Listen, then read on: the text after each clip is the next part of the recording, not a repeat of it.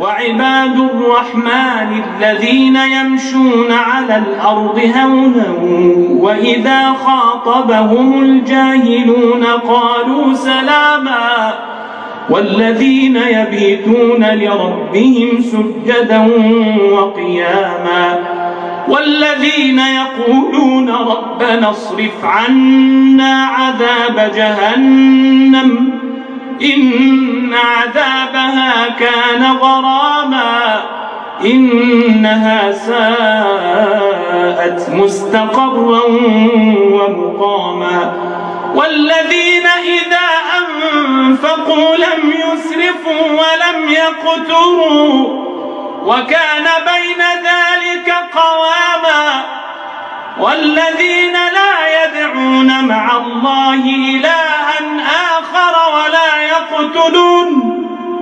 ولا يقتلون النفس التي حرم الله إلا بالحق ولا يزنون ومن يفعل ذلك يلقى أثاما يضاعف له العذاب يوم القيامة ويخلد فيه مهانا إلا من تاب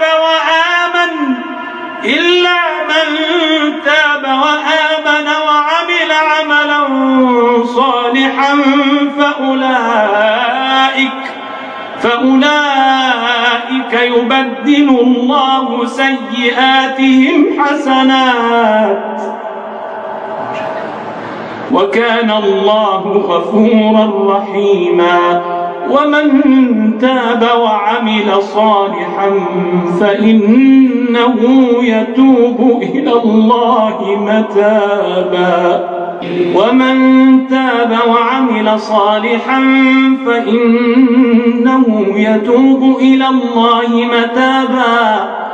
والذين لا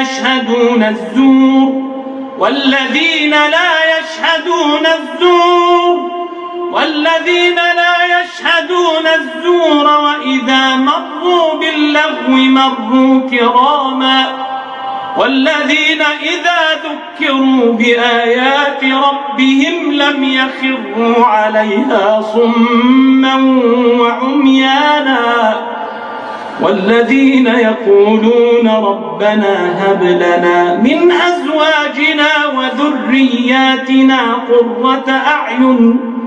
قرة أعين واجعلنا للمتقين إماما أولئك يجزون الغرفة بما صبروا ويلقون فيها تحية وسلاما خالدين فيها حسنت مستقرا ومقاما قل ما يعبأ بكم ربي لولا دعاؤكم فقد كذبتم فسوف يكون لزاما.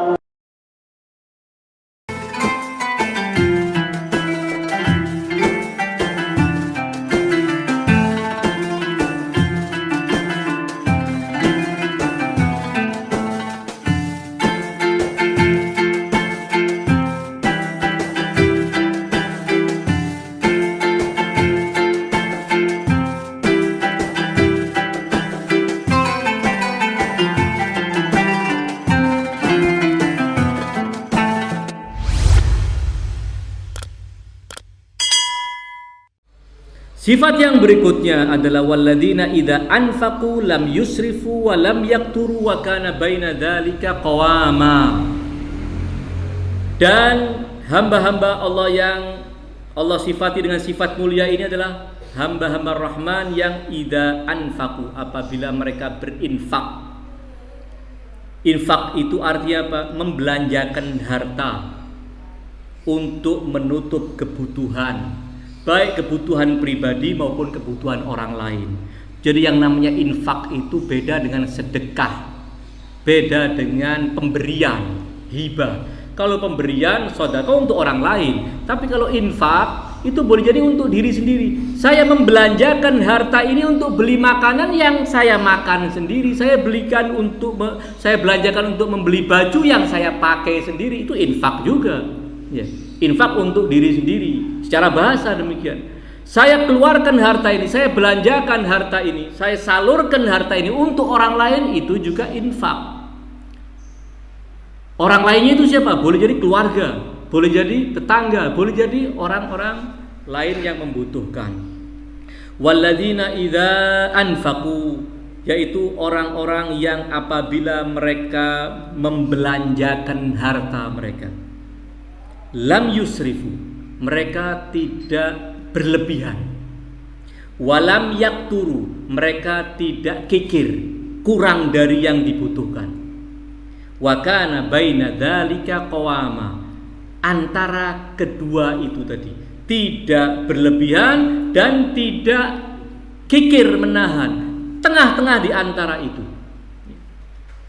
Ini pengertian secara bahasanya demikian. Walladzina idza anfaqu lam yusrifu wa lam yakturu wa kana baina dzalika qawama. Qawama artinya tengah-tengah, tidak berlebihan, tidak kurang. Ketika kita membelanjakan harta kita sehingga tidak lagi tersimpan sedikit pun, kita belanjakan, padahal kita cuma punya, boleh jadi banyak atau sedikit, kita belanjakan semua sehingga besok tidak lagi punya apa-apa. Ya. Ini termasuk israf yang demikian, termasuk israf. Tapi tidak cuma ini israf. Nanti kita akan baca dalam riwayat-riwayat apa yang dimaksudkan dengan israf. Ya. Tidak semata ini. Atau kita membelanjakan kurang dari yang dibutuhkan. Ya. Katakan kebutuhan kita untuk makan apa? Ya beras dengan lauk pauknya. Kita butuhnya katakan untuk satu hari satu keluarga sekian kilo beras, sekian kilo daging dan lain sebagainya. Al-muhim yang normalnya seperti apa kita kurangi semua. Sehingga kita minta semua keluarga untuk hari ini makannya cuman cukup pagi 2 sendok, siang 2 sendok, kemudian malam 2 sendok. Siapa yang mengatakan harus demikian? Kurang dari jatah. Ya kalau cuma sehari, kalau setiap hari, ini kan kurang dari yang dibutuhkan. Jangan kikir seperti itu. Al-Imam As-Shadiq pernah menggambarkan tentang makna qawama dan makna israf serta makna iqtar. Ini ada 3 istilah. Israf berlebihan, iqtar kikir menahan, dan qawama. Imam Ja'far mengambil segenggam kerikil-kerikil kecil di tangannya. Setelah digenggam demikian, beliau lepaskan begini, semuanya jatuh, tidak ada yang tersisa. Kata Imam, ini israf. Tidak ada yang kamu tahan dari harta kamu.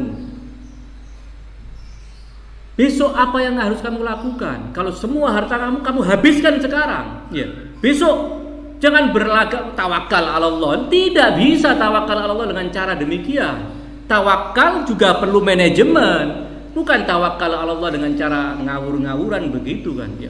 Imam Ja'far mengatakan kita lepas, ini tidak ada tersisa, itulah israf. Kemudian beliau mengambil genggaman tadi, ditahan semua begini. Tidak ada satupun yang keluar. Hada iqtar, kata Imam Ja'far, ini iqtar. Tidak ada yang kamu belanjakan untuk orang lain, untuk diri kamu, untuk keluarga kamu.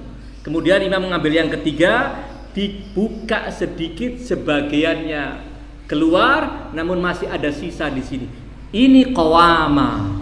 Kamu telah infakkan, kamu telah belanjakan untuk kebutuhanmu. Ya. Ketika kita butuh rumah, ya kita harus infakkan, kita belanjakan harta kita untuk memiliki sebuah rumah yang layak untuk kita. Jangan kemudian karena hemat, karena ingin tidak mengeluarkan harta kita yang punya anak 5, kita akhirnya beli rumah yang tipe 30. Terus mau dikemanakan ini? Padahal kamu bisa beli rumah yang lebih dari itu untuk kebutuhan yang memang dibutuhkan. Untuk anak 5 masa rumah 1 kamar terus yang lainnya mau disuruh tidur di mana?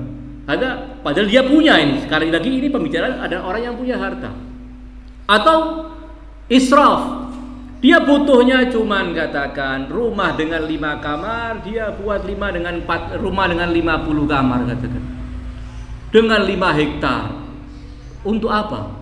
Terima tamu juga tidak. Buka rumahnya untuk pengajian umum juga tidak. Lalu rumahnya sebesar alun-alun buat apa? Israf. Demikian juga untuk hal-hal yang lain, makanan dan baju serta yang lainnya, ada batasan-batasan yang qawama, ada batasan yang israf, dan ada batasan yang iqtar. Ini satu tinjauan. Sebagian riwayat menyebutkan yang dimaksudkan dengan israf, iqtar, dan qawama adalah ketika kita membelanjakan harta di jalan Allah dan di jalan yang diridhoi oleh Allah, berarti itu qawam.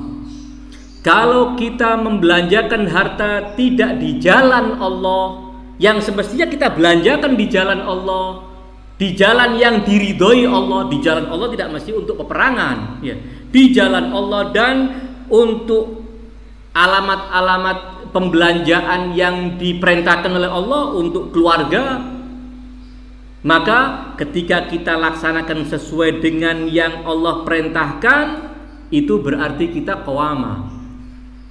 Kalau kurang dari yang Allah perintahkan, itu namanya iqtar. Kalau berlebihan dari yang Allah perintahkan, itu namanya israf. Anak istri kita cukup makan dengan masing-masing 1 piring, maksimal 2 piring dengan lauk yang layak katakan. Lalu kita datangkan makanan dengan sofra yang panjangnya mungkin 5 meter, sementara yang mau makan cuma 5 orang kita ini. Setelahnya kita buang. Hadza israf. Memang benar Islam memerintahkan kita memberikan makan kecukupan untuk anak istri dan keluarga kita, namun tidak dengan cara itu. Ya, itu namanya israf. Di luar yang Allah izinkan kita membuang-buang, itu namanya tabdzir. Ketika seorang melakukan israf dalam infak, dalam membelanjakan hartanya, lalu dia pailit, habis uangnya, kata riwayat, di antara orang-orang yang doanya tidak akan diijabahkan oleh Allah adalah seorang yang punya harta, namun kemudian dia belanjakan dengan dihambur-hamburkan, habis, setelah itu mengeluh pada Allah, ya Allah, kenapa engkau jadikan aku miskin? Aku minta rizkimu yang luas ya Allah. Tidak akan Allah kabulkan. Bukankah aku telah berikan kepadamu harta? Kenapa kamu sia-siakan? Ya. Israf itu pekerjaannya Fir'aun, innahu kana minal musrifin. Israf dalam apapun, dalam pembelanjaan harta maupun dalam bersikap, itu innal mubadzirina kanu ikhwanas syayatin. Itu tabdzir masuknya, ya. Jadi ini adalah orang-orang yang dalam infaknya selalu sesuai dengan yang dibutuhkan, ya. Sehingga ketika dia memiliki sisa dari harta itu, dia bisa cadangkan untuk kebutuhan-kebutuhan di hari-hari mendatang. Harus ada penjadwalan yang jelas juga. Kedua, ketika ada sisa dari infak untuk keperluan dirinya, dia bisa sedekahkan untuk orang lain. Dia bisa berikan untuk amal-amal yang akan menjadi celengan dia, tabungan dia di hari akhir nanti. Walladzina idza anfaqu lam yusrifu wa lam yaqturu wa kana baina dzalika qawama.